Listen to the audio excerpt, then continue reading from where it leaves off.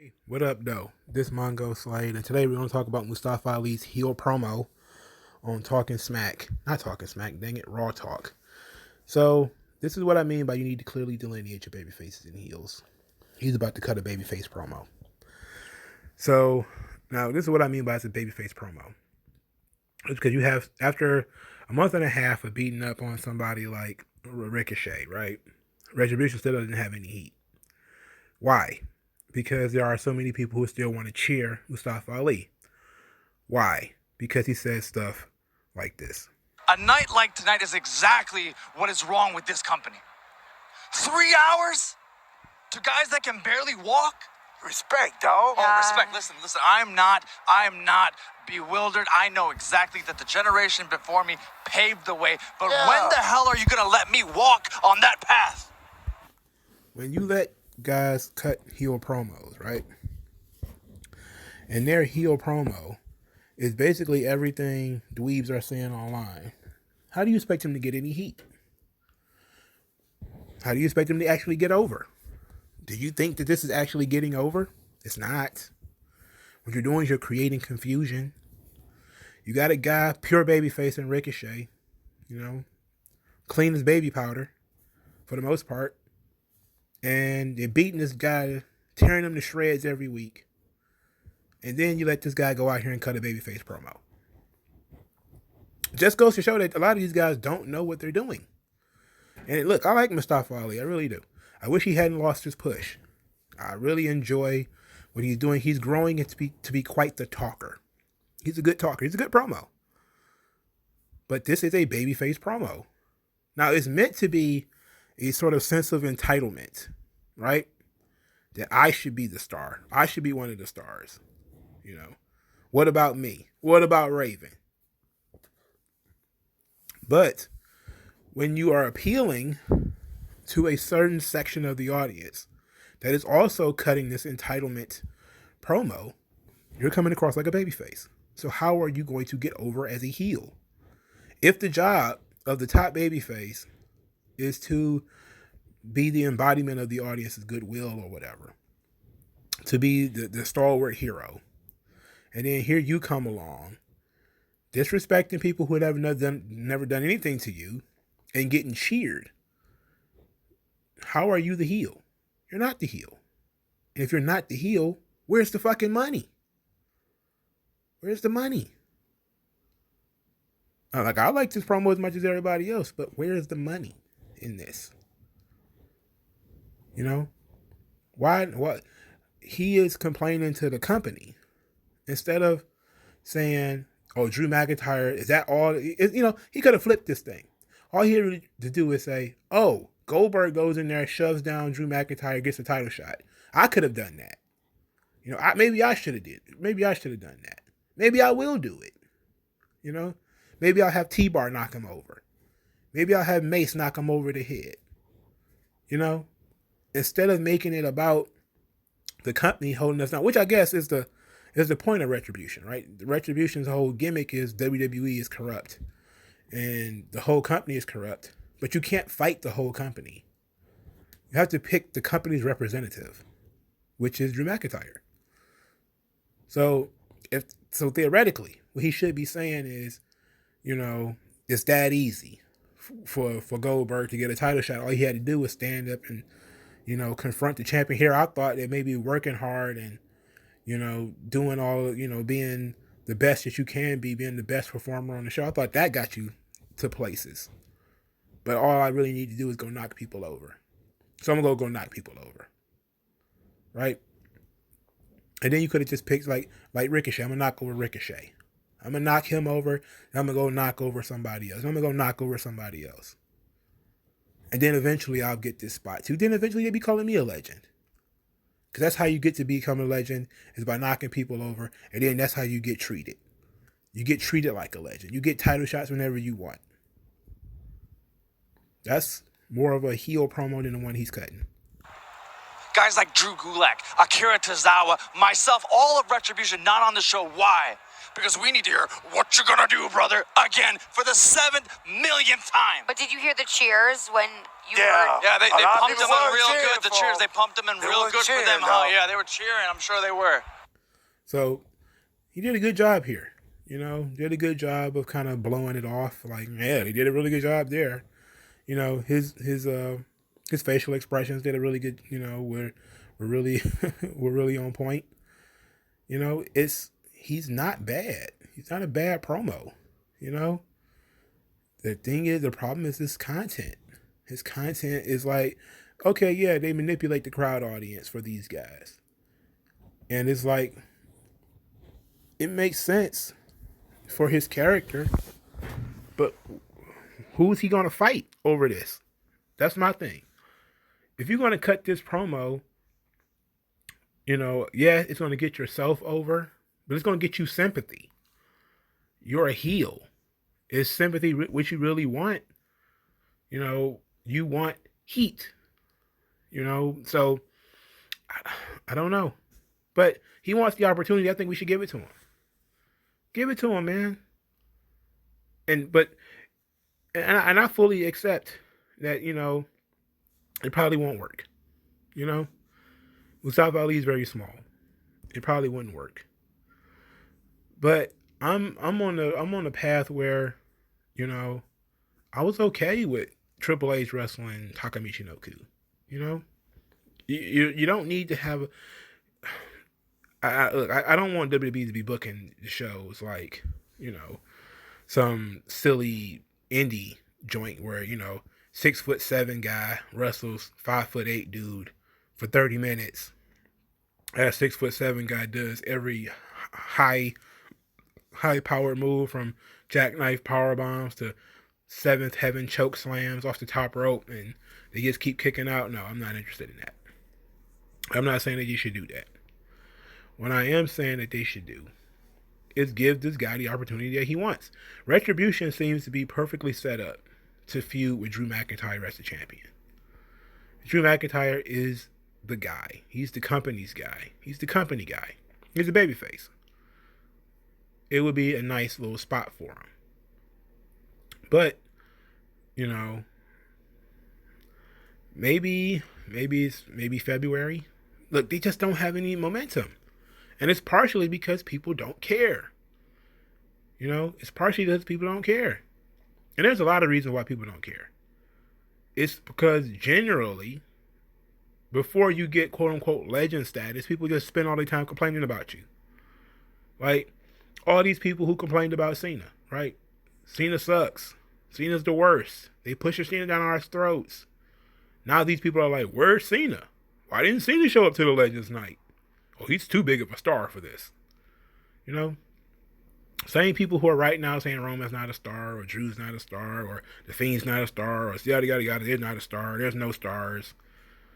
In 5 or 6 years, they're going to be like, look at this guy. You would rather have this guy, Austin Theory, over Braun Strowman, who is a big star? I mean, you guys are crazy. He was on TV for years. It's like, that's the kind of shit you're pulling right now. Right? That's the kind of shit that you're pulling right now. WWE doesn't make any stars. Like, what? The last time the ratings went up, Randy Orton and Drew McIntyre were in the main event. Don't. I mean, it is what it is, man. But I generally agree with his statement that, you know, it might be high time to let some of the younger people run. I don't know what that means, but they have to understand their dynamics. You know, the heel and babyface dynamic is how money is made. You know, you can't side with the idea of trying to split the audience, which I guess is part of the problem here, is because, you know, you have the CM Punk, I'm going to split the audience by talking down and making myself sympathetic, even though it really just turned him babyface, right? That's exactly what happened. CM Punk went out there and cut this heel promo, but it was supposed to be a heel promo, it ended up being a babyface promo. He literally said in the promo, basically he hated Vince McMahon, which is a babyface promo. because it's the easiest thing in the world to say. And that's why I really kind of over the years I've started downplaying the whole quote unquote pipe bomb. Because when you really think about it, it was really just regular shit that people on the internet say. It was just very well put together, very well delivered. But it's like, it's easy to just be, because everybody does it. Like everybody, like literally TNA jokers go out there and start cutting promos about the old man. It's like, it literally just becomes a running gag. It loses its punch every time somebody does it. It's not interesting anymore. Right? They're holding me down, And we know, at least in this instance, that Mustafa Ali was screwed. We at least know that. We should be leaning more into that. We should be leaning more into the I was screwed category. And him being whiny about it. And then people could be like, oh, I'm so tired of hearing about you, how you lost your spot. I'm so tired of it. Boo. Except what we're hearing is, yeah, give Mustafa Ali a chance. He's a fucking heel. He's a fucking heel. Could you imagine somebody playing that role in the 90s? I think the big boss man really needs an opportunity, man. It's been a long time. Like, what? I think Shamrock needs to have the belt, man. Austin's had it too long. What? It's like, it's ridiculous. You need to be able to cut a heel promo. Like these are not heel promos. These are babyface promos. These are woe is me promos. Woe is us. We're being left off. We're being kicked to the side. And then using Hulk Hogan. Which is another thing. You're trying to elicit a reaction in a small number of people. Right? If anything, he should have gone after everybody who was on the show. Like Retribution wasn't on the show, but New Day was on the show. Retribution wasn't on the show, but so-and-so was on the show. But so-and-so was on the show. But so-and-so was on the show. Not even made it about the legends. Saying that the legends could have, we're the new legends. Or hell, that's even better, right? Instead of just saying, I want to be a legend too one day, saying, well, we're legends right now. What's stopping me from being a legend? Anybody can call themselves a legend, right? I'm a legend right now. I'm the legend. I should have been on this show instead of the New Day. New Day suck anyway. What? I don't care about them. Nobody cares about them. I should be on the show. Like, why is Lucha House Party on the show? I should be on the show. Notice, you're talking about baby faces, attacking purely baby faces, and people who are trying to get opportunities, trying to expand and help others and that type of stuff. New Day is trying to do, they're still doing Brody Lee tributes and all that type of stuff, man. You could have taken it to that level. By going after Hulk Hogan, who people on the internet don't like, going after the company, who people on the internet don't like, you're eliciting babyface reactions. So what they're going to do is, you're supposed to be a heel, they're going to cheer you. How are you going to, then they're going to do what? Put you in the ring with another babyface? To get what reaction? A split audience? All right. That's nonsense. But I'll put it to you like this. If you believe that split audience works,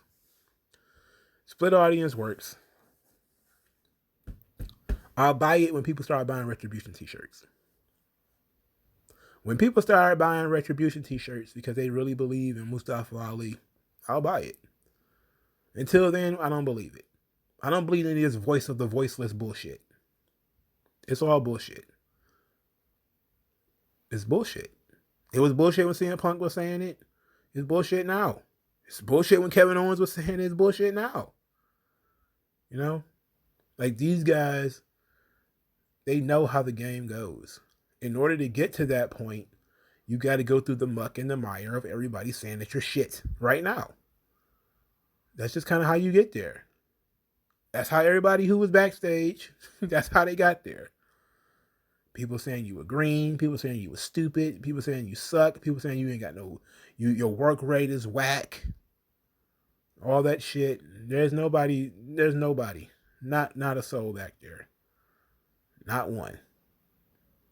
That everybody likes.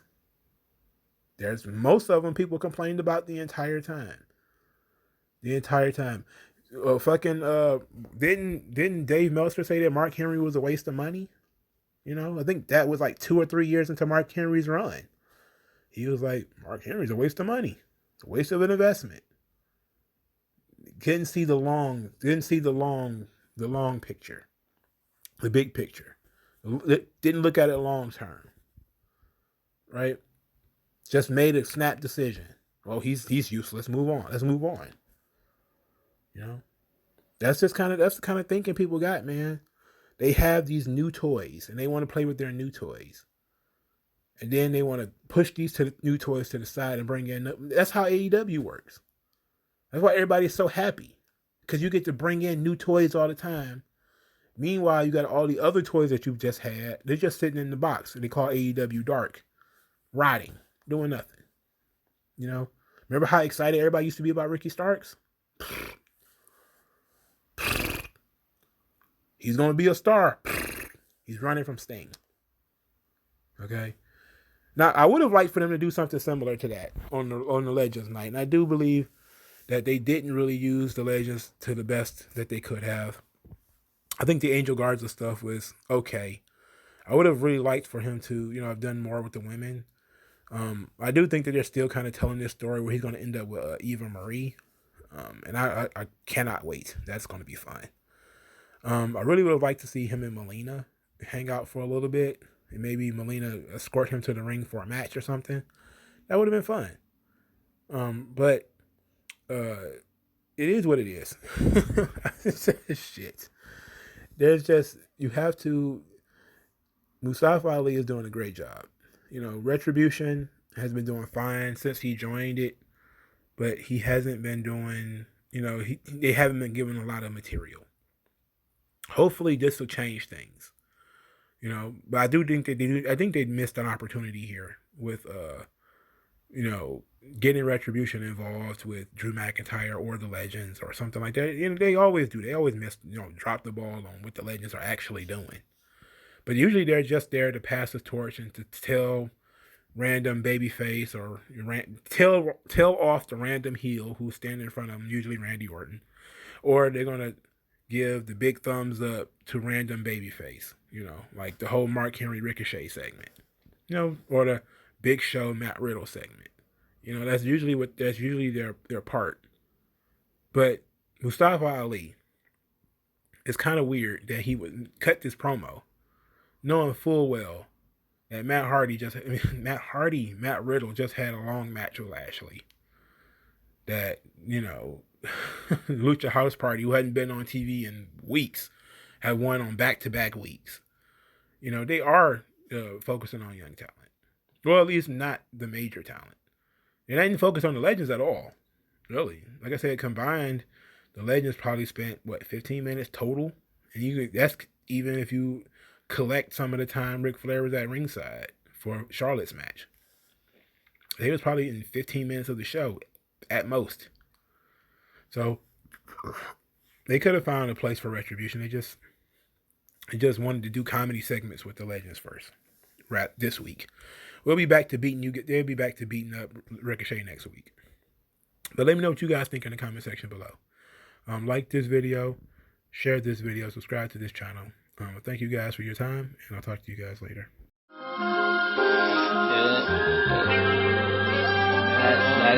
Yeah.